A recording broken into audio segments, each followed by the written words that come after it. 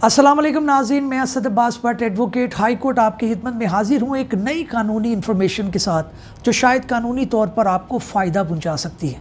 नाज़रीन, आज हम बात करने जा रहे हैं एक सवाल के बारे में जिसके अंदर हमारी डिस्कशन जो है और वो इस चीज़ से रिलेटेड होगी कि अगर आपने अपने लॉयर को कुछ फैक्ट्स बताए और उन्होंने केस फाइल कर दिया और उसके दरमियान में कोई गलती हो गई तो क्या कानूनी तौर पर ये अलाउड है? ये लॉ के अंदर कोई ऐसी प्रोविजन मौजूद है कि आप अपनी गलती को दुरुस्त कर सकें? मिसाल के तौर पर आपने कोई डेट जो है उसको गलत दर्ज कर दिया है या कोई इन्फॉर्मेशन जो है उसको ना में बताना था हाँ में बता दिया है, और क्या इस तरह की कोई प्रोविज़न मौजूद है कि आप अपने दावे को या आप अपने केस को सीधा कर सकें क्योंकि आपने एक ऐसी गलती कर छोड़ी है, चाहे वो किसी भी वजह से हो, कि जिसकी वजह से आपके केस के अंदर आपको काफ़ी नुकसान पहुंच सकता है। ये सवाल जो है हमारे एक नाज़रीन की तरफ से आया, एक सब्सक्राइबर की तरफ से आया। उनका कहना ये था कि जब मैंने दावा फ़ाइल किया तो मुझे नहीं मालूम था कि मेरे फ़ादर की जो है वो जो प्रॉपर्टी है उसके मुतल्लिक उन्होंने एक सेल डीड दूसरी भी करवा रखी है, तो उस सेल डीड का ज़िक्र नहीं हो सका। समहाउ कुछ डेट्स की भी गलती थी हमारे दावे के अंदर जो हमने केस फाइल किया, जो हमने एक पूरी तफसील लिख के दी जिसे हम प्लीडिंग कहते हैं। तो लॉ के अंदर इसकी कौन सी प्रोविज़न मौजूद है? नाज़रीन, हम जो लॉ है इसके मुतल्लिका और इसकी जो प्रोविज़न है उसके बारे में बात करेंगे, लेकिन एज़ यूजुअल आपसे रिक्वेस्ट है कि हमारे साथ जुड़ जाएं क्योंकि आपके कानूनी इल्म के अंदर इजाफ़ा हो सके और आप काफ़ी दुश्वारियों और मुश्किलात से बच सकें।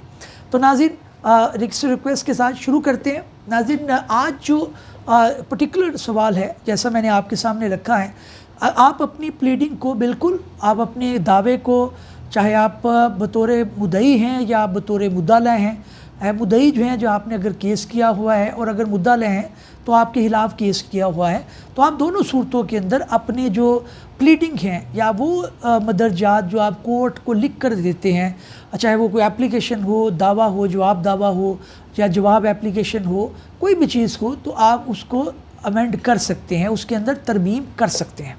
अब इसके अंदर जो प्रोविज़न है वो हमारे रूल्स हैं जो CPC के अंदर मौजूद हैं। 6-17 जो है और ऑर्डर 6 रूल 17 जो है उसके तहत जो है वो आप 16 और 17 दोनों रेलिवेंट है, उसके तहत जो है वो आप अपनी प्लीडिंग को दुरुस्त कर सकते हैं। और कोर्ट से जो उसका फॉर्मल एक तरीका है कि आप एक एप्लीकेशन फ़ाइल करेंगे, एप्लीकेशन के ऊपर दूसरी पार्टी से जवाब लिया जाएगा और उसके बाद जो है कोर्ट इस चीज़ का डिसाइड करेगा कि कोर्ट आपको उस चीज़ की परमिशन ग्रांट करेगा, तब आप अपनी प्लीडिंग के अंदर जो है वो उसके अंदर तरमीम कर सकते हैं। तो नाज़रीन, ये बड़ी एक इम्पोर्टेंट इन्फॉर्मेशन है, लेकिन यहाँ पे इस चीज़ का तज़किरा करना भी ज़रूरी है कि कोर्ट बाज़ हालात के अंदर आपको परमिशन अलाउ नहीं करता।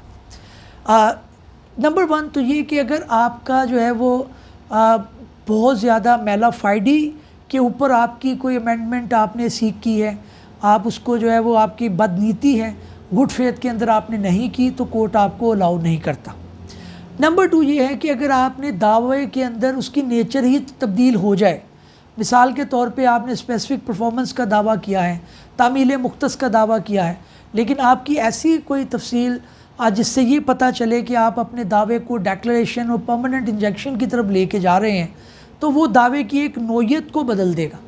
तो उस सूरत के अंदर लॉ आपको अलाउ नहीं करता कि आप कानून के साथ खेल सकें। लिहाजा कोर्ट आपकी एप्लीकेशन को रद्द कर देगा अगर आपके दावे की नोयत तब्दील हो रही हुई, तो आपको अलाउ नहीं करेगा। तीसरी एक वजह हो सकती है कि कोर्ट आपको अलाउ ना करे, वो भी ये है कि अगर डिफेंडेंट को कोई राइट मिला है, अगर आपको तरमीम की इजाज़त दे दी गई तो उसका वो राइट ख़त्म हो जाएगा। मिसाल के तौर पर आपने लिखा जी कि आपको जो है वो कॉज ऑफ एक्शन जो है वो 2002 में हासिल हुआ, आपने दावा 2022 में किया। अब आपकी जो कॉज ऑफ एक्शन का क्लॉज है जिसके अंदर आपने लिखा है कि आपको कब मिला, बिनाए दावा आपको कब मिला, अब उसकी वजह से मुद्दल है जिसके खिलाफ आपने केस फाइल किया है उसको ये एक हक़ हासिल हो गया है कि वो आपका केस लिमिटेशन के ऊपर चैलेंज कर सके। जो मियाद है केस फाइल करने की, उस बुनियाद के ऊपर आपके दावे को चैलेंज कर सके। अब आपने एक एप्लीकेशन फ़ाइल की कि जनाब मुझे इजाज़त दी जाए, मैं अपने दावे के अंदर तरमीम करना चाहता हूँ, कोई अमेंडमेंट करना चाहता हूँ। कोर्ट आपको यहाँ पे अलाउ नहीं करेगा। क्यों? अगर आपको 2002 की जगह 2022 लिखने की इजाज़त दे दी गई तो मुद्दा लय का वो राइट जो उसको लिमिटेशन चैलेंज करने का था वो उसका ख़त्म हो जाए। तो लिहाजा कोर्ट उस सूरत के अंदर भी आपको इजाज़त नहीं देता। एक इसके अंदर एक इजाफी बात है, वो ये है कि क्या आप किसी भी स्टेज के ऊपर अपनी अमेंडमेंट कर सकते हैं, तरमीम कर सकते हैं? जी, कोर्ट आपको अलाउ कर सकता है, इसके अंदर कोई बंदिश नहीं है।